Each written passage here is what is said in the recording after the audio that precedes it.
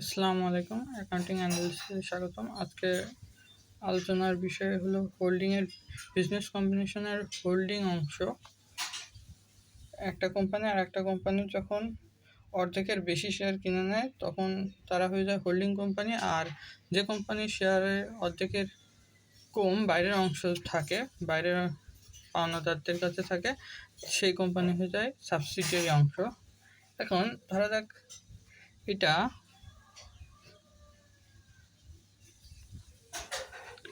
একটা সাবসিডিয়ারি কোম্পানির profit and loss margin এই 0 থেকে শুরু হয়েছে। এই জায়গাটায় জুলাই 1 তারিখ এই পর্যন্ত এদের আর্নিং বিফোর ইন্টারনেট ট্যাক্স বা কারেন্টের প্রফিট 30,000 বলা যায়। তারপরে ডিসেম্বর পর্যন্ত তারা লেনদেন করে তাদের হয়েছে 60,000 টাকা প্রফিট। এখন এই কোম্পানির শেয়ার সংখ্যা হলো 2,000 বাইরে রয়েছে এবং প্রত্যেকটার দাম 100 টাকা করে রয়েছে। জানুয়ারি তারিখে ব্যালেন্স শিট অনুযায়ী প্রফিট অ্যান্ড লস অ্যাকাউন্টের ব্যালেন্স রয়েছে 60,000 টাকা এবং রিজার্ভ রয়েছে 30,000 টাকা। ধরে নিচ্ছি যে এই কোম্পানিটাকে হোল্ডিং কোম্পানি জুলাই 1 তারিখে বছরে অর্ধেক মাঝামাঝি সময় কিনে নেছে। তো যখন হোল্ডিং কোম্পানি এই কোম্পানিটাকে কিনে নিচ্ছে তখন সেই সময় এই যে 2,000 শেয়ার এরা কিসের উপর দাবি জানাতে পারে, তাদের কি কি জিনিসের উপরে মালিকানা রয়েছে। এদের মালিকানা রয়েছে লিখে প্রফিট অ্যান্ড লস অ্যাকাউন্টের 60,000 টাকা, যেটা বছরের প্রথমে ছিল সেটা রয়েছে, এবং রিজার্ভ 30,000 টাকা, 30,000 টাকা রয়েছে। এবং এই যে জুলাইয়ের 1 তারিখে কিনে নিচ্ছে, জন্য 6 মাস পর্যন্ত যে লেনদেন করে প্রফিট করেছে সেই প্রফিটটার পরও তাদের দাবি রয়েছে। তাহলে profit and loss account, reserve এবং half of the current year profit এই 1,20,000 টাকা বেরিয়েছে। এই 1,20,000 টাকার উপরে 2,000 শেয়ার মালিক দাবি জানাচ্ছে যে এই 1,20,000 টাকা আমাদের। এর মধ্যে আবার হোল্ডিং কোম্পানি 1,500 শেয়ার কিনেছে এবং বাইরের পাওনাদার রয়েছে 500। তাহলে এই 1,20,000 টাকার অংশ অনুযায়ী আনুপাতিক হারে যদি আমরা অনুপাত করি তাহলে হয় 1:3। সেটা যদি অনুপাত বিশ্লেষণের অনুপাত দিয়ে ভাগাভাগি করি তাহলে দেখা যাচ্ছে 1,500 যে শেয়ার যেগুলো আমরা কিনে হোল্ডিং কোম্পানির মালিক, তারা এই 1,20,000 টাকার 90,000 টাকার উপরে তাদের দাবি, এবং বাকি যে 30,000 টাকা রয়েছে তার উপরে 500 শেয়ার হোল্ডারের দাবি, যাদের আমরা মাইনরিটি ইন্টারেস্ট নামে জানি। এখন এই গেল বছরের কেনার আগ পর্যন্ত প্রফিট অ্যান্ড লস। এবার বছরের পরবর্তী সময়ে আমরা তো বলছি সারা বছরে 60,000 টাকা আয় করেছে, যে রেখা গেছে 60,000 টাকা, কিন্তু এই যে মাঝামাঝি সময় যে 30,000 টাকা আয় করেছে এর মালিকও তো ওই 2,000 শেয়ার সংখ্যা, যাদের আমরা দুইভাবে ভাগ করেছি, 1,500 এবং 500, মাইনরিটি 500 এবং হোল্ডিং কোম্পানির 1,500। আমরা হিসাব করলাম যে বছরে তাদের আর্নিং বিফোর মানে প্রফিট ছিল 60,000 টাকা। এখন সারা বছরে যদি প্রফিট 60,000 টাকা হয় তাহলে হিসাবের সুবিধার্থে ধরিয়ে নিচ্ছি যে 6 মাসে তারা 30,000 টাকা আয় করেছে। এখন প্রথম যে 30,000 টাকা ছিল 6 মাসের পর্যায়ে মানে জুলাই 1 তারিখে, সেই 30,000 টাকা ক্যাপিটাল আর্নিংয়ে চলে গেছে। আর এই যে বাকি 30,000 টাকা রয়েছে এটা রেভিনিউ আর্নিং। এইটা রেভিনিউ আর্নিং, এছাড়া এটাকে পোস্ট প্রফিটও বলা যায়। এই 30,000 টাকার উপরে আবার ওই 2,000 শেয়ার মালিকদের দাবি, তো তারা এটা তাদের রেশিও অনুযায়ী 22,500 এবং 7,500 পাবে। এইটা ছিল হলো গিয়ে ক্যাপিটাল রেভিনিউ, আর ক্যাপিটাল প্রফিট আর রেভিনিউ প্রফিটের যে আলাদা করার অংশ সেইটা, এবং এদের হোল্ডিং এবং সাবসিডিয়ারি অংশ ভাগ করে দিছি। এখন আমি এই যে শেয়ার কিনেছি, আমি যে বললাম যে এই যে 2,000 শেয়ার রয়েছে তার মধ্যে 1,500 শেয়ার হোল্ডিং কোম্পানি কিনে নিয়েছে। তাহলে এই 1,500 শেয়ার কিনে নেওয়ার ফলে আমরা 1,500 শেয়ার 100 টাকা করে 1,500 টাকা শেয়ার পাইছি। আর এছাড়া এই ক্যাপিটাল প্রফিট থেকে আমরা 90,000 টাকা পাইছি। এটা হলো গিয়ে আমি এই যে জিনিসটা পাইছি, আমি যে শেয়ার করার জন্য যে 2.5 লক্ষ টাকা দিছি, 2.5 লক্ষ টাকার বিনিময়ে আমি কী পাইছি ওই তারিখে। এই জায়গাটায় আমি 2.5 লক্ষ টাকা দিয়ে তার বিনিময়ে আমি 1.5 লক্ষ টাকা শেয়ার পাইছি, আর ক্যাপিটাল প্রফিটে 90,000 টাকা পাইছি, মানে টোটাল 2,40,000 টাকা পাইছি। কিন্তু এটা আমি পাওয়ার জন্য দিছি 2,50,000 টাকা, মানে 10,000 টাকা অতিরিক্ত দিছি, যেটা হলো গিয়ে গুডউইল। আর যদি আমি কম দিয়ে থাকি ওর ভ্যালুর থেকেও, তাহলে সেটা হিসাবে ক্যাপিটাল রিজার্ভ। এবার এইটা দ্বারা আমি হলো কি আমার বিনিয়োগকে মূল্যায়িত করছে এবং বিনিয়োগটারে ভ্যানিশ করছে। এই জন্য ব্যালেন্স শিটে ইনভেস্টমেন্ট যেটা হলো গিয়ে করা হয়, হোল্ডিং কোম্পানি সাবসিডিয়ারি কোম্পানির যে অংশটুকু বিনিয়োগ করে টাকার বিনিময়ে, সেই অংশটুকু এই জন্য আসে না ব্যালেন্স শিটে, কনসোলিডেটেড ব্যালেন্স শিটে। আর এ জায়গাটা রয়েছে মাইনরিটি ইন্টারেস্ট, মানে যারা 500, মানে যারা হলো গিয়ে কম শেয়ার মালিক রয়েছে তাদের কী কী অংশ রয়েছে, তাদের হলো গিয়ে 500 শেয়ার, প্রত্যেকটা 100 টাকার বিনিময়ে 50,000 টাকা তাদের শেয়ার রয়েছে। এছাড়া তারা ক্যাপিটাল রেভিনিউ থেকেও অংশ পেয়েছে 30,000 টাকা এবং রেভিনিউ প্রফিট থেকেও পেয়েছে 7,500 টাকা। এই 27,500 টাকা হলো মাইনরিটি ইন্টারেস্ট। আর প্রফিট অ্যান্ড লস অ্যাকাউন্ট আমরা যখন হোল্ডিং কোম্পানি করেছি, তখন হোল্ডিং কোম্পানি আমি এইটা দিয়ে এই জায়গাটায় ক্যাপিটাল রেভিনিউ দিয়ে আমি হলো গিয়ে গুডউইল এবং ক্যাপিটাল রিজার্ভ বের করেছি। কিন্তু আমার এখনও তো এই যে ব্যবসা কিনে নেওয়ার পরে যে আয়টা হয়েছে, এটা হলো গিয়ে আমি অপরিচালন আয় দেখানো যায় হোল্ডিং কোম্পানির, কিন্তু এটাও তো তাদের আয়। তো সেই হিসাবে তারা প্রফিট অ্যান্ড লস অ্যাকাউন্টে, তাদের যে প্রফিট অ্যান্ড লস অ্যাকাউন্টে ব্যালেন্স রয়েছে তার সাথে এই রেভিনিউ প্রফিটটা যোগ করে, এইটাই হয়ে যায় adjusted profit and loss of holding company.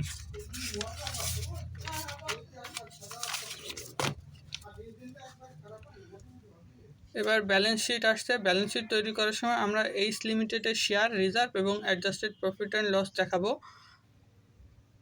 আর হলো গিয়ে সাবসিডিয়ারি কোম্পানির শেয়ার কিংবা রিজার্ভ কিংবা হলো গিয়ে তাদের প্রফিট অ্যান্ড লস কোনোটাই দেখাবো না, কারণ এগুলো আমরা হোল্ডিং কোম্পানি এবং সাবসিডিয়ারি কোম্পানির মধ্যে বন্টন করে ভ্যানিশ করে দিয়েছি, তাই এটা আর ব্যালেন্স শিটে দেখানো লাগে না। এরপরে রয়েছে ক্রেডিটার্স, তারপরে লাইবিলিটি সাইডে মাইনরিটি ইন্টারেস্ট, যারা আমাদের 500 শেয়ারের মালিক তাদের তো দাবি রয়েছে, এটা হলো গিয়ে দায়, এজন্য লাইবিলিটি সাইডে যাবে। আর যদি আমরা হলো গিয়ে বিক্রি করে আমাদের ইনভেস্ট করে বিনিয়োগ করে যেটা পাইছি এটা যদি গুডউইল হয় তাহলে সেটা অ্যাসেট সাইডে যাবে। আর যদি ওইটা আমাদের দাম কম দিয়ে থাকে বুক ভ্যালুর থেকে, অরিজিনাল দামের থেকে, তাহলে সেটা ক্যাপিটাল রিজার্ভ হবে, সেটাও লাইবিলিটি সাইডে যাবে। আর এছাড়া সম্পত্তি সাইডে সব ধরনের সম্পত্তি যাবে, তাদের সমষ্টি যাবে।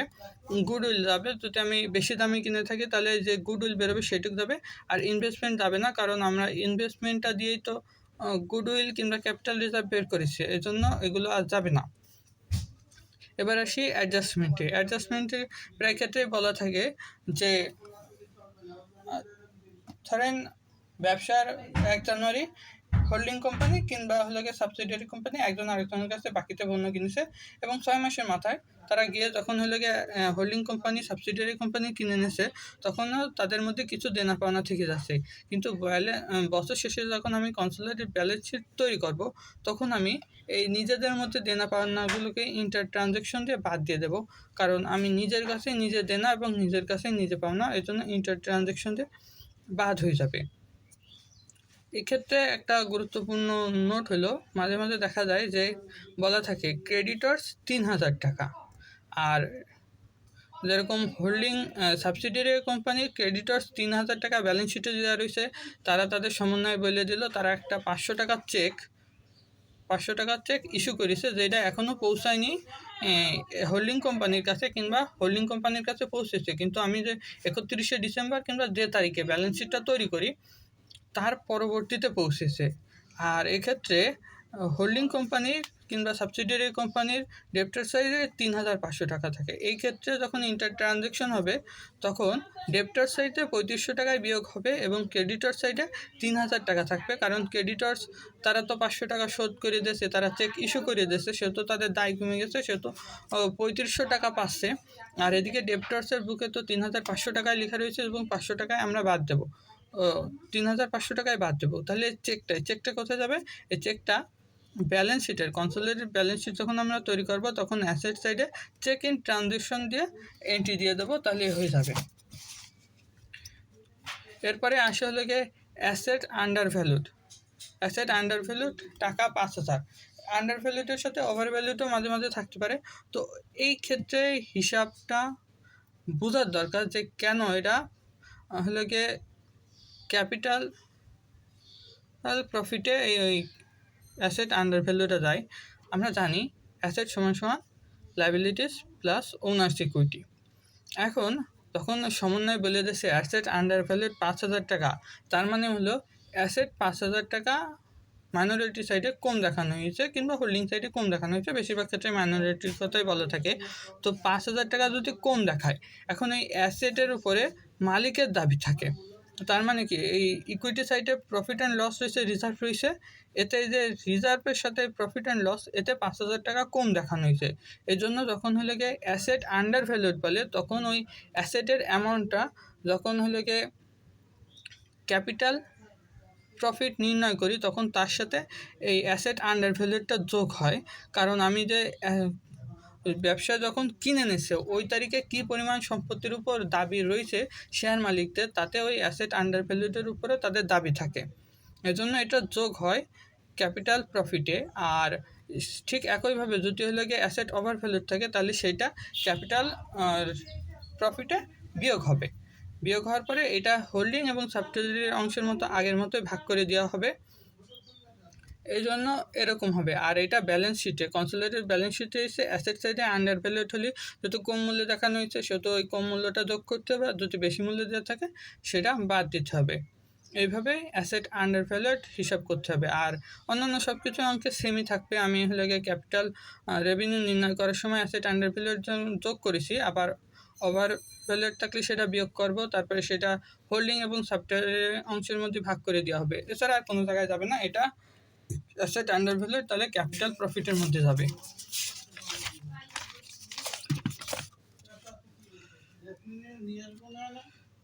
এবার এটা একটা খুব গুরুত্বপূর্ণ বিষয়, এটা প্রায় থাকে অঙ্কে, বেশিরভাগ অঙ্কে এটা বাধ্যতামূলক যে হোল্ডিং কোম্পানি সাবসিডিয়ারি কোম্পানির কাছে একটা অ্যামাউন্ট, ধরেন 20,000 টাকায় পণ্য বিক্রি করেছে, এবং হিসাবের সুবিধার্থে আমি বলে দিলাম যে এই 20,000 টাকার 18,000 টাকা তার ক্রয় বা উৎপাদন ব্যয় যেটাই হোক, আর 2,000 টাকা সে প্রফিট করেছে। এখন যখন সে প্রফিট করেছে, এই সময় যখন বিক্রি করেছে তখন এই ব্যবসা মার্জ হয়নি, পরে মার্জ হয়েছে, পরে হোল্ডিং কোম্পানি এবং সাবসিডিয়ারি কোম্পানি গঠন হয়েছে। তাহলে হোল্ডিং কোম্পানি যখন বিক্রি করেছে তখন তারা সেলসে 20,000 টাকা দেখাইছে, এবং তারা যখন হলে গিয়ে প্রফিট অ্যান্ড লস নির্ণয় করেছে তখন এই 20,000 টাকা সেলসটার এই 2,000 টাকা পুরোটাই তারা আয় দেখাইছে। আর যারা হলে গিয়ে সাবসিডিয়ারি কোম্পানি, তারা যখন হিসাব করেছে তখন তারা পার্সেস 20,000 টাকা দেখাইছে, এবং এর থেকে সাপোজ ধরে নিলাম তারা 10,000 টাকা অর্ধেক বিক্রি করলো, তারা আবার 2,000 টাকা এতে প্রফিট করে 12,000 টাকা সেল করে দিল। আর বছর শেষে তাদের কাছে রয়েছে 10,000 টাকা, আর স্টক রয়েছে যাতে 9,000 টাকা তাদের ক্রয় মূল্য, এবং এই 1,000 টাকা হোল্ডিং কোম্পানির প্রফিট অন্তর্ভুক্ত রয়েছে। কিন্তু এরা যখন হলে গিয়ে এদের ব্যালেন্স শিটটা তৈরি করেছে তখন তো এরা পারচেস প্রাইসে দেখাইছে, আর এরা তো এই সেলসটার 20,000 টাকার 2,000 টাকা লাভ অলরেডি নিয়ে নেছে। এখন যখন এরা স্টক বছর শেষে আমি সমন্বিত স্টক দেখাচ্ছি, হোল্ডিং এবং সাবসিডিয়ারি দুইটার স্টক যোগ হয়ে যাচ্ছে, যোগ হয়ে গেলে আমার এই স্টকের মধ্যে তো হোল্ডিং কোম্পানির 1,000 টাকা লাভ থেকে যাচ্ছে, এই জন্য ওই স্টক থেকে 1,000 টাকা বাদ দিতে হবে। এই জন্য কনসোলিডেটেড ব্যালেন্স শিটে স্টক ধরে নিলাম যে হোল্ডিং কোম্পানির বছর শেষে স্টক রয়েছে 40,000 টাকা, আর সাবসিডিয়ারি কোম্পানির 10,000 টাকা, যার 9,000 টাকা ক্রয় মূল্য, আর 1,000 টাকা হোল্ডিং কোম্পানির প্রফিট। তাহলে কনসোলিডেটেড ব্যালেন্স শিটে স্টক 40 আর এই 10 50,000 টাকা আমি যোগ করে দেখাই দিলাম, কিন্তু এ তো হোল্ডিং কোম্পানির 10,000 1,000 টাকা এর মধ্যে তো প্রফিট রয়েছে, এই জন্য এটা আনরিয়েলাইজ প্রফিট বের করতে হবে। আনরিয়েলাইজ প্রফিট 1,000 টাকা, আর এই আনরিয়েলাইজ প্রফিট 1,000 টাকা এটা যেহেতু হোল্ডিং কোম্পানি লাভ করেছে সেহেতু তাদের কারেন্ট ইয়ার প্রফিট থেকে আনরিয়েলাইজ প্রফিটটা বাদ দিতে হবে। এটা হলো গিয়ে হোল্ডিং কোম্পানির প্রফিট, এজন্য তাদের এর থেকে বাদ দিতে হবে। ঠিক একইভাবে যদি এমন হয় যে সাবসিডিয়ারি কোম্পানি হোল্ডিং কোম্পানির বিক্রি করেছে, তারপরে পরবর্তীতে তারা মার্জ হয়েছে, তাহলে ঠিক সেমভাবে তারা 18,000 টাকার পণ্য ছিল, 2,000 টাকা প্রফিট করেছে, তারপরে হলে গিয়ে এরা 20,000 টাকায় কিনে এনেছে, 20,000 টাকায় কিনে তারা অর্ধেক 10,000 টাকা তার সাথে প্রফিট 2,000 টাকা বিক্রি করে 12,000 টাকা সেল করেছে। তাদের বছর শেষে ধরে নিলাম স্টক রয়েছে 10,000 টাকা, যাতে হোল্ডিং সাবসিডিয়ারি কোম্পানির 1,000 টাকা প্রফিট রয়েছে, আর বছর শেষে ধরে নিলাম যে সাবসিডিয়ারি কোম্পানির স্টক রয়েছে 30,000 টাকা। তাহলে আমি যখন ব্যালেন্স শিট তৈরি করছি তখন দুয়োটা স্টক হোল্ডিং কোম্পানি এবং সাবসিডিয়ারি কোম্পানি 30+10 40,000 টাকা দেখাচ্ছে, কিন্তু এতে তো এই 10,000 টাকার মধ্যে হোল্ডিং কোম্পানি সাবসিডিয়ারি কোম্পানির 1,000 টাকা রয়েছে, তাহলে এই 1,000 টাকা বিয়োগ হবে। এটা আনরিয়েলাইজ প্রফিটে স্টক কোম্পানির ব্যালেন্স শিটে কারেন্ট ইয়ার যে প্রফিট নির্ণয় করি সেটার থেকে বাদ যাবে। যখন আমরা ওই যে 2 নম্বর ওয়ার্কিং করছি কারেন্ট ইয়ার প্রফিট নির্ণয় করছি, তখন S limited current year profit থেকে এই আনরিয়েলাইজ প্রফিটটা বাদ যাবে, এবং এই আনরিয়েলাইজ প্রফিটের হচ্ছে 1,000 টাকা। এই 1,000 টাকা তো হলো গিয়ে হোল্ডিং এবং সাবসিডিয়ারি নিয়ম অনুযায়ী দুয়োটার মধ্যে ভাগ হয়ে গেছে, এই জন্য দুয়োটা থেকে মাইনরিটি ইন্টারেস্ট থেকেও বাদ যাবে, আবার হোল্ডিং কোম্পানির ব্যালেন্স শিট তৈরি করার সময় থেকেও বাদ যাবে। কারণ এই 1,000 টাকা দুজনের এই সাবসিডিয়ারি কোম্পানির যত আয় রয়েছে তার দুই পক্ষের মধ্যে ভাগ হয়ে যাচ্ছে, এজন্য এই 1,000 টাকা দুজনই নিয়েছে, তাই তাদের মাইনরিটি ইন্টারেস্ট থেকেও বাদ যাবে, আবার তাদের হলে গিয়ে এই হোল্ডিং কোম্পানির কারেন্ট প্রফিট থেকে এই 1,000 টাকার হোল্ডিং কোম্পানির পোর্শনটুকু বাদ যাবে, আর এই জায়গাতে মাইনরিটি ইন্টারেস্টের 1,000 টাকার হোল্ডিং পোর্শনটুকু তাদের পোর্শনটুকুই বাদ যাবে, পুরো 1,000 টাকা বাদ যাবে না। এছাড়া আবার কোনো কোনো ব্যালেন্স শিটে দেখা যায় যে এই 1,000 টাকা আনরিয়েলাইজ প্রফিট যেটা সাবসিডিয়ারি কোম্পানি করেছে পুরোটাই হলে গিয়ে এই হোল্ডিং কোম্পানির ব্যালেন্স শিট থেকে বাদ দেয়। সেক্ষেত্রে বাদ দিলে আপনার ব্যালেন্স শিট মিলে যাবে, কিন্তু সেক্ষেত্রে মাইনরিটি ইন্টারেস্ট একটু বেশি আসবে আর কারেন্ট ইয়ার প্রফিট একটু কম আসবে, যেটা দিয়ে বেশিরভাগ বইতে মিলাইছে, কিন্তু রুল অনুযায়ী আসে এরকম যে যেহেতু আমার current year unrealised profit holding subsidiary কোম্পানির দুই পক্ষ হোল্ডিং এবং সাবসিডিয়ারির মধ্যে ভাগ হয়ে গেছে, সেহেতু দুজনের কাছ থেকে বাদ দেওয়া উচিত। তারপরে প্রপোজ ডিভিডেন্ড, এটা খুবই গুরুত্বপূর্ণ একটা অংশ, এইটা আসে ওইটাই দিয়েই বেশিরভাগ বাঁধানোর চেষ্টা করে। তো আমরা প্রথমে বোঝার চেষ্টা করি, যদি কোনো কোম্পানি হোল্ডিং হোক সাবসিডিয়ারি হোক, এখন হোল্ডিং সাবসিডিয়ারি গুরুত্বপূর্ণ না, যদি কোনো কোম্পানি ডিভিডেন্ড ঘোষণা করে তাহলে তার চাবেটা কী হয়, রিটেন আর্নিংস থেকে আমি হলে গিয়ে প্রফিটটা এই ডিভিডেন্ডটা দেবো, এই জন্য রিটেন আর্নিংস যেহেতু ডেবিট হবে, আর ডিভিডেন্ড পেয়েবেল যেটা চলতে যায় ব্যালেন্স শিটে দায় সাইডে যাবে সেটা ক্রেডিট হবে। আর সেমভাবে যদি আমার ডিভিডেন্ড পাওয়ার কথা থাকে তাহলে ডিভিডেন্ড রিসিভেবল দিয়ে ডেবিট দেবো, আর ডিভিডেন্ড ইনকাম ক্রেডিট হবে, আর ডিভিডেন্ড রিসিভেবল এটা হলে গিয়ে অপরিচালন আয়ের মধ্যে যোগ হবে। এখন হিসাবে সহজার্থে আমরা ধরে নিলাম যে হোল্ডিং কোম্পানি এই অর্থ বছরে একটা লভ্যাংশ ঘোষণা করলো 10%, তাহলে তাদের শেয়ার মূলধন রয়েছে হলে গিয়ে 2.5 লক্ষ টাকা, তারা 10% হলে গিয়ে যদি ঘোষণা করে তাহলে 10% হয় 25,000 টাকা। এই 25,000 টাকা আমি যখন কারেন্ট ইয়ার প্রফিট হোল্ডিং কোম্পানির বের করব তখন তার থেকে এই 25,000 টাকা বাদ দেব, এবং এই 25,000 টাকা তো আবার তাদের পেয়েবেল হলে সেহেতু সেটা চলতি দায় হবে, চলতি দায় দিয়ে এটা আমি লাইবিলিটি সাইডে প্রপোজ ডিভিডেন্ড হোল্ডিং কোম্পানি 25,000 টাকা দেখিয়ে যাব। লাইবিলিটি সাইডে propose dividend for H limited holding limited 25,000 টাকা হয়ে গেল। এবার যদি এরকম হয় যে এস লিমিটেড মানে সাবসিডিয়ারি কোম্পানি কারেন্ট ইয়ারে একটা মুনাফা লভ্যাংশ ঘোষণা করেছে, তাহলে সেম নিয়মে রিটেন আর্নিংসও রয়েছে এবং তাদের ডিভিডেন্ড পেয়েবেলও হবে, তাহলে কারেন্ট ইয়ার প্রফিট থেকে আমি আগের মতোই সেরকম প্রপোজ ডিভিডেন্ডটা বাদ দিছি, প্রপোজ ডিভিডেন্ড বাদ দিয়ে আমি হলো গিয়ে দুই পক্ষের ক্যাপিটাল রেভিনিউ আর হলো গিয়ে রেভিনিউ প্রফিট ক্যাপিটাল প্রফিট এবং রেভিনিউ প্রফিট দুইটা বের করে ফেলেছি, সব অঙ্ক আমার আগের মতোই। তাহলে এরা যখন ডিভিডেন্ড ধরেন সাবসিডিয়ারি কোম্পানির রেশিও হলো 3:2 এবং তারা একটা ঘোষণা দিল, ধরেন প্রপোজ ডিভিডেন্ড তাদের ওরকম 25,000 টাকা হলো, তাহলে কারেন্ট ইয়ার প্রফিট আমি যখন বের করছি তার থেকে ঘোষিত লভ্যাংশটা বাদ দিছি 25,000 টাকা। এবার আমি অন্যান্য অঙ্কগুলো সব আগের মতোই করলাম, আমি ক্যাপিটাল রেভিনিউ বের করলাম, রেভিনিউ ক্যাপিটাল প্রফিট নির্ণয় করলাম, রেভিনিউ প্রফিট নির্ণয় করলাম, সব কিছুই গেল। কিন্তু আমি যখন এই যে 25,000 টাকা, এটা তো আমি কোনো হিসাবেই দেখাইনি। কিন্তু আমি যখন হোল্ডিং কোম্পানির ব্যালেন্স শিট তৈরি করব, তখন কারেন্ট ইয়ার প্রফিটের সাথে এই যে ডিভিডেন্টের এই 25,000 টাকা আমার পোর্শন 3 অংশ, মানে 5-এর 3 অংশ, সেটা এর সাথে যোগ করে দেবো। আর সাবসিডিয়ারি কোম্পানির যে অংশটুকু 10,000 টাকা, সেটা আমি ব্যালেন্স শিটে চলতি দায়ে দেখাবো, কারণ তারা এটা পাবে, এখনো পায়নি, এখনো ব্যবসার মধ্যে রয়েছে। আর আমি যেহেতু হোল্ডিং কোম্পানি, আমার কাছে সব কিছু রয়েছে, সেহেতু হোল্ডিং কোম্পানির নিয়ম অনুযায়ী এটা ডিভিডেন্ড রিসিভেবল যে তারা ইনকাম, সেহেতু ওই প্রপোজ ডিভিডেন্ডটা তারা আয় হিসেবে যোগ করে দেবে। এবার হলো গিয়ে পেইড ডিভিডেন্ড। পেইড ডিভিডেন্ড এই ক্ষেত্রে জিনিসটা এরকম হয় যে প্রপোজ ব্যবসা প্রতিষ্ঠান সাপোজ বছরের মাঝামাঝি সময় কিংবা প্রথমের দিকে কিনে নিছে, কিন্তু এই যে ডিভিডেন্ড পেইড করেছে এটা লাস্ট ইয়ারে প্রপোজ করেছে এবং এই বছরে পেইড করেছে আমি কেনার পরে, তখন আমার কাছে যে শেয়ার রয়েছে তার উপরে তারা ডিভিডেন্ড দিয়েছে। তাহলে এক্ষেত্রে একটু পরিবর্তন আসবে, আগের মতো আসবে না।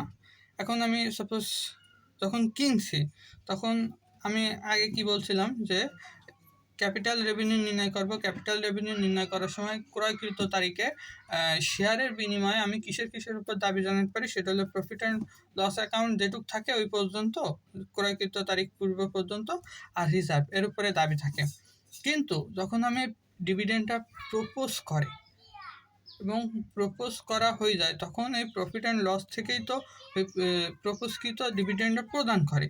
এই জন্য যদি এমন হয় যে আমি এই বছরের জুলাইয়ের 1 তারিখে কিনেছি কিংবা এপ্রিলের 1 তারিখে কিনেছি, গত বছরের নভেম্বরে ঘোষণা দিয়েছে এবং এই বছরের নভেম্বরে এইটা প্রদান করেছে, তাহলে আমি যে ক্যাপিটাল রেভিনিউ নির্ণয় করছি তখন যে দাবি আছে এই প্রফিট অ্যান্ড লস অ্যাকাউন্টে এই ডিভিডেন্ড পেইড এখনও তো দেওয়া হয়নি, কিন্তু এটার থেকে তো ডিভিডেন্ড দেওয়া হবে পরবর্তীতে। তাহলে এই প্রফিট অ্যান্ড লস অ্যাকাউন্ট যে অ্যামাউন্ট রয়েছে তার থেকে এই ডিভিডেন্ডটা বাদ দিয়ে তার সাথে বছর এই ক্রয়কৃত তারিখের যে রিজার্ভ রয়েছে সেইটা যোগ করে সেইটাই হবে ক্যাপিটাল রেভিনিউ, সেটাই হোল্ডিং এবং সাবসিডিয়ারি পোর্শন অনুযায়ী ভাগ হবে,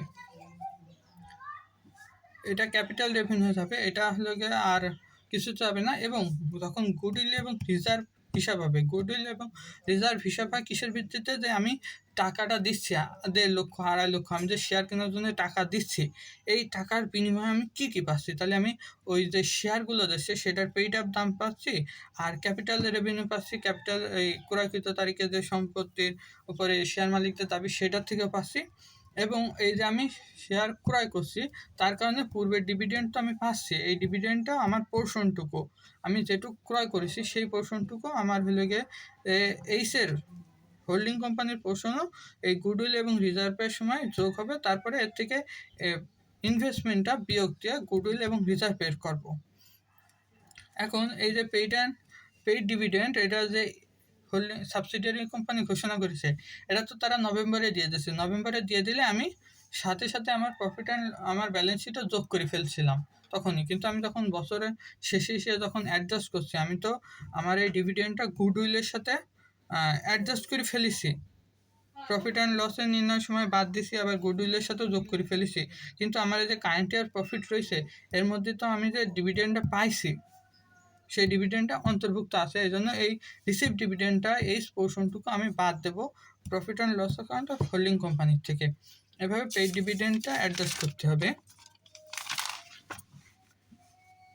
কিছু কিছু অঙ্কে কারেন্ট ইয়ার প্রফিটের উপরে একটু আলাদা কাজ করতে হয়। নর্মালি কারেন্ট ইয়ার প্রফিট বছরের শেষের ব্যালেন্স আর এন্ডিং ব্যালেন্সের মধ্যে বা বিয়োগ করে দিলে হয়ে যায়। আবার মাঝে মাঝে দেওয়া থাকে যে ডেবিট ব্যালেন্স, যদি প্রফিট অ্যান্ড লসের ডেবিট ব্যালেন্স থাকে ওইটা হলো লস, যে তারিখে লস থাকুক ওই লসটা যদি হলে গিয়ে এন্ডিং ব্যালেন্সের সাথে অ্যাডজাস্ট করে তাহলে আপনার কারেন্ট ইয়ার প্রফিট বেরোবে।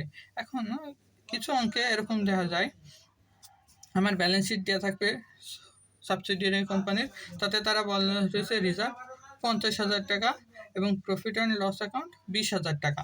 এবার সমন্বয়ে নিচে বলে দেবে যে বছরের 1 তারিখে, জানুয়ারির 1 তারিখে আমার রিজার্ভ ছিল 20,000 টাকা এবং প্রফিট অ্যান্ড লস অ্যাকাউন্ট ছিল 5,000 টাকা। এবার সেক্ষেত্রে আমার কারেন্ট ইয়ার প্রফিটের উপরে একটু আলাদা কাজ করতে হবে। নর্মালি এটা কিভাবে হচ্ছে তার আগে একটু বোঝার চেষ্টা করি। আমরা নর্মাল কি জানি যে current year net income after tax, আমরা যে নেট ইনকামটা বের করি সেটার থেকে রিজার্ভে টাকা সরাই, তারপরে সেটা শেয়ার মালিকদের জন্য ডিভাইডেডের জন্য অ্যাভেলেবেল থাকে। তো এই ক্ষেত্রে আমরা যখন এটা অ্যাডজাস্ট করব, তাহলে আমরা ব্যালেন্স শিটের এই যে ইনক্রিজ ইন রিজার্ভ, এই রিজার্ভের যে টাকাটা বেরিয়েছে, এই টাকাটাও তো আমার কারেন্ট ইয়ার প্রফিট থেকে বেরিয়েছে, সেহেতু ব্যালেন্স অন ডিসেম্বর 31 50,000 টাকা, আর 1 তারিখে কত ছিল এই 30,000 টাকা যে বেরিয়েছে এটা প্রফিট থেকে এসেছে, এবং এই যে প্রফিট অ্যান্ড লসের যে বৃদ্ধিটা ঘটেছে সেটাও আমার প্রফিট থেকে এসেছে। তো এই দুয়োটার ইনক্রিজগুলো যোগ করলে কারেন্ট ইয়ার প্রফিট 45,000 টাকা বেরোচ্ছে। এবার একটা ট্রিকি জিনিস, সেটা হলো গিয়ে কারেন্ট ইয়ার প্রফিট। আমি কারেন্ট ইয়ার প্রফিট ঘোষণা করে লভ্যাংশ দিয়ে দিছে। এমন হয়েছে যে এস লিমিটেড বছরের বছরের লভ্যাংশ সেই বছরে ঘোষণা করেছে এবং ঘোষণা দিয়ে টাকাটা পরিশোধ করিয়ে দিয়েছে। তাহলে এই ক্ষেত্রে জিনিসটা কি হয়েছে, যে এর ফলে কি হয় সেটা হলো, ধরেন আমি 2 লক্ষ টাকা, তারপর 15% 30,000 টাকা শেয়ার দিয়েছে। এই শেয়ার এর হোল্ডিং এবং সাবসিডির অংশ 3:2 অনুযায়ী আমি যদি ভাগ করি, তাহলে 18,000 টাকা হোল্ডিং পাবে, সাবসিডিয়ার সংখ্যা 12,000 টাকা। এই হোল্ডিং কোম্পানি কিন্তু এই 18,000 টাকা তাদের বছর শেষে যে প্রফিট অ্যান্ড লস অ্যাকাউন্ট রয়েছে তাতে যোগ করা রয়েছে, আর সাবসিডিয়ারি এই অংশটুকু এই 12,000 টাকা তারা তাদের টাকা নিয়ে চলে গেছে, যত পেইড হয়ে গেছে।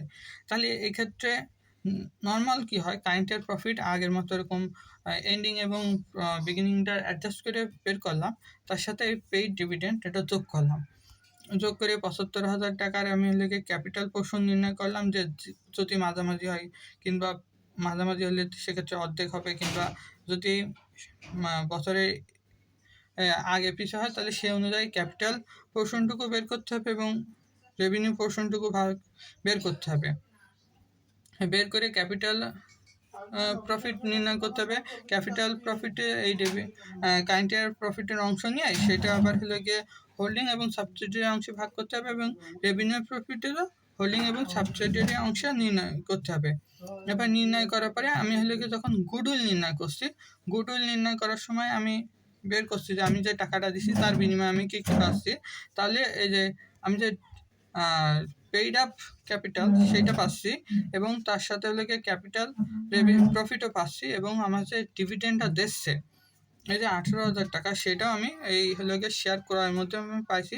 তাহলে সেটা এইগুলো হলো গিয়ে সব ভ্যালু অফ ইনভেস্টমেন্ট, তার থেকে আমি কস্ট বাদ দিলে হয় গুডউইল বেরোবে অথবা রিজার্ভ বেরোবে। আবার যখন আমি মাইনরিটি এর থেকে বেরিয়ে গেল, আর এই ক্ষেত্রে মাইনরিটি ইন্টারেস্টের সময় আমি হলো গিয়ে পেইড আপ ক্যাপিটাল আর হলো গিয়ে তাদের যে শেয়ার রয়েছে তার দাম এবং ক্যাপিটাল প্রফিটের অংশ এবং রেভিনিউ প্রফিটের অংশ যোগ করলাম। কিন্তু এর সাথে নর্মালি এরকম করলে হয়, কিন্তু আমি তো পেইড আপ ডিভিডেন্ড এটা তো প্রফিট নির্ণয়ের সময় যোগ করেছি। এই যোগ করে যে প্রফিটটা রয়েছে সেটা আমি হোল্ডিং এবং সাবসিডিয়ারির মধ্যে আবার এই ক্যাপিটাল প্রফিট এবং রেভিনিউ প্রফিটে ভাগ করে আবার সেগুলো হোল্ডিং এবং সাবসিডিয়ারির মধ্যে ভাগ করে দিচ্ছে। তাহলে মাইনরিটি ইন্টারেস্টের মধ্যে তাদের এই যে শেয়ারটা নিয়ে গেছে সেটা অন্তর্ভুক্ত রয়ে গেছে, তাহলে তাদের পেইড আপ ডিভিডেন্ড পোর্শনটুকু বাদ যাবে। আর আমার ব্যালেন্স শিটে হোল্ডিং কোম্পানির প্রফিট অ্যান্ড লস অ্যাকাউন্টে তো আগের থেকে এইটা যোগ রয়েছে, এজন্য এটাও রিসিভেবল দিয়ে বাদ যাবে। এভাবে করা যায়। এভাবে বাদ দিলে তার মানে প্রথমে আমি যদি কারেন্ট ইয়ার প্রফিটের সাথে ডিভিডেন্ডটা যোগ করি, তারপরে নিয়ম অনুযায়ী সবগুলো ভাগ করে দিলাম, ভাগ করে দিয়ে আমার গুডউইল কিংবা ক্যাপিটাল রিজার্ভের সময় আমার ক্রয়ের জন্য ডিভিডেন্ড পাচ্ছি 18,000 টাকা, আর এদিকে মাইনরিটি ইন্টারেস্ট তারা যে 12,000 টাকা পাচ্ছে সেটা এর মধ্যে রয়ে গেছে, তো এটা বাদ দিতে হবে আর এ জায়গায় গুডউইলে যোগ করতে হবে। আবার প্রফিট অ্যান্ড লসের মধ্যে আমার তো অলরেডি এই 18,000 টাকা যোগ রয়েছে, তাহলে সেটা বাদ দিতে হবে, কারণ একবার তো আমি গুডউইলের সাথে সেটা অ্যাডজাস্ট করিয়ে দিচ্ছি, অন্তর্ভুক্ত করেছি, তাহলে আর এই জায়গায় আসে না। এটা হলো একটা পদ্ধতি। আর একটা পদ্ধতি হলো খুবই সহজ, এটা প্রিটেন্ড করতে হয় আপনি কিছুই জানেন না এই সম্পর্কে, আপনি কিছুই দেখেননি, এই জায়গাটায় কোনো জায়গায় অঙ্কে ঢুকানোর দরকার নেই। এইভাবে বইতে বলা রয়েছে যে এইভাবে করলে করা যায়, তাতে কোনো সমস্যা নেই। সেক্ষেত্রে কারেন্ট ইয়ার প্রফিটের সাথে এই যে পেইড ডিভিডেন্ড আপনি যোগ করে কারেন্ট ইয়ার প্রফিট নির্ণয় করছেন অ্যাডজাস্টেড সাবসিডিয়ারি কোম্পানির জন্য, এই যোগ করারই দরকার নেই। সেহেতু আপনি যখন যোগ করছেন না, সেহেতু এটা ক্যাপিটাল রেভিনিউ এবং রেভিনিউ ক্যাপিটাল প্রফিট এবং রেভিনিউ প্রফিট কোনো কিছুর মধ্যে যাচ্ছে না, গুডউইলের মধ্যেও যাচ্ছে না। নর্মালভাবে অঙ্ক সব করলেই হবে, কোনো জায়গায় কিছু দেখাতে হবে না। এভাবে না দেখালেও আপনার অঙ্ক ব্যালেন্স শিট মিলে যাবে। সেক্ষেত্রে আপনার হলে গিয়ে গুডউইল এবং মাইনরিটি ইন্টারেস্টে অ্যামাউন্ট হালকা আগ পিছিয়ে হতে পারে, কিন্তু বইতে লেখা রয়েছে যদি কোনো জায়গায় না দেওয়া হয় সেভাবেও অঙ্ক করা যাবে, তাতে কোনো সমস্যা নেই। আর একটা আইটেম রয়েছে, সেটা হলো গিয়ে এস লিমিটেড এবং S limited agreed that for the service rendered S limited should charge টাকা 500 per month PM per month from S limited. Entries for this were not made when the amount were drawn up। তার মানে হলো গিয়ে S এবং এই holding company এবং subsidiary কোম্পানির মধ্যে একটা অ্যাগ্রিমেন্ট হয়েছে যে এরা সাবসিডিয়ারি কোম্পানি এইচ লিমিটেড কোম্পানিকে তার সেবা প্রদানের জন্য 500 টাকা করে চার্জ করবে, এবং যখন আমরা এই ব্যালেন্স শিটটা তৈরি করেছি তখন এটা অন্তর্ভুক্ত করা হয়নি। এক্ষেত্রে আমরা আগের মতো কারেন্ট ইয়ার প্রফিট নির্ণয় করেছি। কারেন্ট ইয়ার প্রফিট নির্ণয় করে প্রি অ্যাকুইজিশন মানে যে তারিখে নির্ণয় করছি তার অংশটুকু এবং পোস্ট অ্যাকুইজিশন আলাদা করছি। সাপোজ আমি ধরে নিলাম কারেন্ট ইয়ার প্রফিট 75,000 টাকা, হোল্ডিং সাবসিডিয়ারি কোম্পানি তারা হলে গিয়ে প্রি অ্যাকুইজিশন করছে 1 এপ্রিল, তাহলে সেই অনুযায়ী এপ্রিল, মার্চ, জানুয়ারি, ফেব্রুয়ারি, মার্চ 1 এপ্রিল করছে, তার মানে এপ্রিল মাস আসবে না, তার মানে 3 মাস। তাহলে 3/12 দিয়ে 75,000 গুণ করলে হচ্ছে 18,750, আর পোস্ট অ্যাকুইজিশন আসছে 56,250। এবার আমি যখন এই প্রফিট অ্যান্ড এই এই যে 56,250 এই যে পোস্ট অ্যাকুইজিশন রয়েছে, আমি ধরে এই পোস্ট অ্যাকুইজিশনের মধ্যে ধরে নেওয়া হচ্ছে যে এই যে 500 টাকা করে সার্ভিস চার্জ দেওয়ার কথা, এটা এখনও এস লিমিটেড দিইনি, এবং এর মধ্যে 4,500 টাকা মানে এই চুক্তিবদ্ধ হওয়ার পরবর্তী সময়ে এই সেবাটা প্রদান করেছে, এই 4,500 টাকা এখনও দিইনি। এই জন্য এটা পোস্ট অ্যাকুইজিশন প্রফিট থেকে 4,500 টাকা বাদ যাবে, এবং এটা আবার হলো গিয়ে হোল্ডিং এবং সাবসিডিয়ারির মতো তাদের পোর্শন অনুযায়ী ভাগ হবে। আবার এইচ লিমিটেডের যে প্রফিট অ্যান্ড লস অ্যাকাউন্ট রয়েছে তাতে 4,500 টাকা যোগ হবে, কারণ এটা এখনও এইচ লিমিটেডের প্রাপ্য অংশ সার্ভিস চার্জেবল এখনও পায়নি, তবে পাবে। এই জন্য এইচ লিমিটেড তাদের সাথে যোগ করবে, মানে এই জায়গাটায় যে লেনদেনটা হয়েছে জায়গাটায় ধরে নিচ্ছে যে আমাদের চুক্তি হওয়ার পর মানে 1 এপ্রিলে চুক্তি হওয়ার পরেই এইচ লিমিটেড থেকে গ্রহণ করেছে, এবং যেহেতু এরা এখনও এন্ট্রিটা অন্তর্ভুক্ত করিনি, সেহেতু এটা হোল্ডিং কোম্পানির জন্য প্রাপ্য হয়, তাই তাদের প্রফিট অ্যান্ড লস অ্যাকাউন্টে এটা যোগ করেছি। আর যেহেতু এটা হলো গিয়ে সাবসিডিয়ারি কোম্পানির জন্য দায়, তারা এখনও পরিশোধ করেনি, সেহেতু তাদের কারেন্ট ইয়ার প্রফিট থেকে পোস্ট অ্যাকুইজিশন থেকে বাদ দিছি। এটা 75,000 থেকে বাদ এই জন্য দেওয়া হয়নি, কারণ 75,000 টাকা আমরা ধরে নিচ্ছি টোটাল বছরের আয়, এবং এই যে 4,500 টাকা যে সেবাটা সেটা ক্রয়ের পরবর্তীতে প্রদান করা হয়েছে, এই জন্য পোস্ট অ্যাকুইজিশন অংশ থেকে প্রফিট থেকে 4,500 টাকা বাদ দেওয়া হয়েছে। এটাই ছিল মূল। এখন এই চ্যাপ্টারের অঙ্ক করার জন্য ফর্মুলা হলো ভিডিওটা একবার দেখা, তারপরে একটু নোট করে রাখা, তারপরে বিভিন্ন সালে অঙ্কগুলো করা, এবং যদি কোনো জায়গায় বেঁধে যায় তাহলে সেগুলো আবার একটু ভিডিও দেখে নেওয়া। আর এক্ষেত্রে বইয়ের সাথে হুবহু সব অঙ্ক মিলবে না, কিন্তু আপনি যদি নিয়ম জানেন সেই অনুযায়ী করে নিলে আপনার ব্যালেন্স শিট অবশ্যই সবসময় মিলবে, এবং এতে কোনো সমস্যা হবে না এবং সঠিক হবে। আসসালামু আলাইকুম।